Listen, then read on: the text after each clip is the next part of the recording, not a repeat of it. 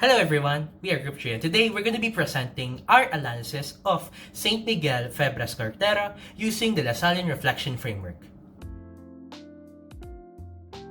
The social issue that we picked is a systematic lack of quality education, which leaves the youth to not be equipped to articulate their personal ideas, their identities, nor to navigate the modern world.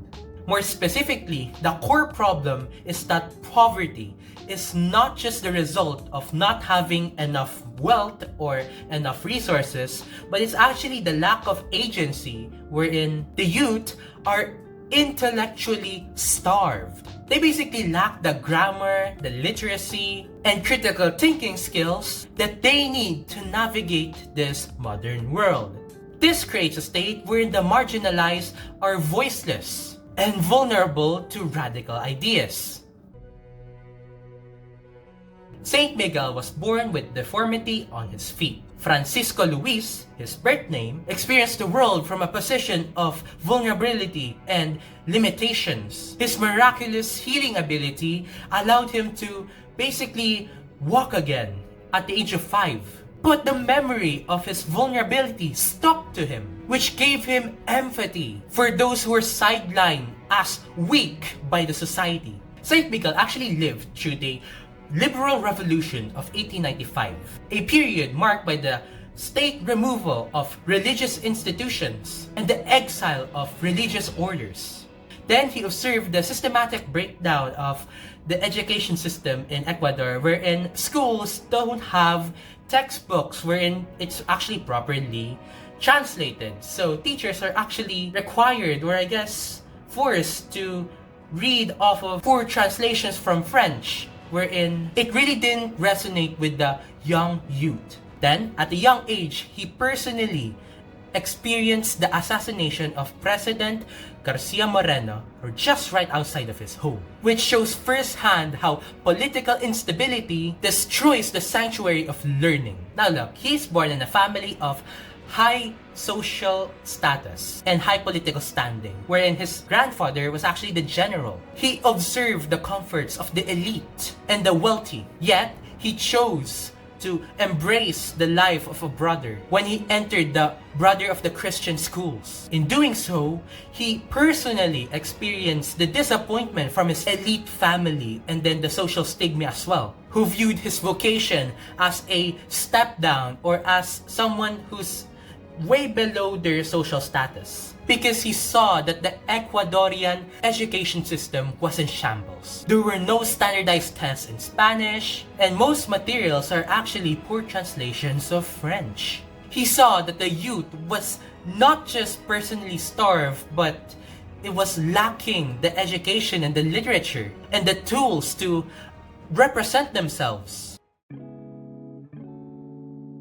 Reflecting heavily on St. Miguel's Masidanas led him to a much deeper understanding regarding the importance of youth and education. St. Miguel noticed that the growing number of intellectually and spiritually starved children, he saw the difference of students who know how to read and also do not know how to read. It's massive.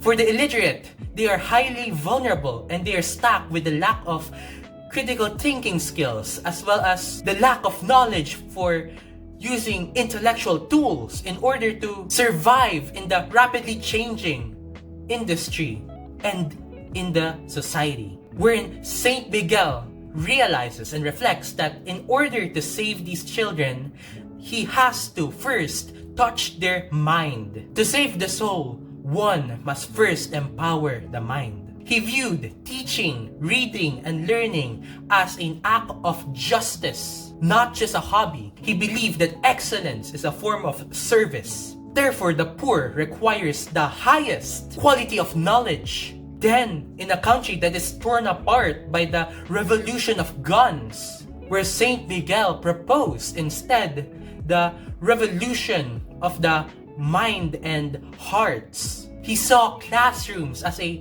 neutral space wherein character are formed regardless of what the politics are in Ecuador. He lived through tough times as a brother, remember the political instability of Ecuador. Through his reflection, he concluded that education is a human right. One that has to be available to everyone, regardless of their background. He observed and took action to the things that needs to be taken care of before he calls to action. What is his response? Well, he empowered the voiceless. In order to do so, he has to solve the textbook crisis. He authored over 100 literature books in Spanish, including grammar, literature, and linguistics. His Spanish grammar books actually became the national standard in Ecuador. In around 1880s, he actually established the Escuela Normal in Quito. He didn't just teach students, he trained hundreds of teachers in purgatory and sciences in order to establish a proper school system and a more sustainable education system. He intentionally trained women to reach marginalized girls in rural populations who were historically ignored by the elites. Then, during the tragic week in 1909, he prioritized the safety of the students while evacuating. The physical strain of this actually led him to pass away due to pneumonia. Remember SDGs? Well, SDG 4, quality education, says that we have to have quality education that everyone gets to be empowered by the year 2030. Well, our analysis of Saint Miguel proves that this effort to give quality education to the marginalized isn't just a modern thing. It goes way back to the time of Saint Miguel and even actually way back before then in the time of Saint Jean-Baptiste de La Salle. This reminds us actually that education is very, very important. One of the most important things that to focus on as a society in order to grow, in order to giving them tools and knowledge in order to empower future generations.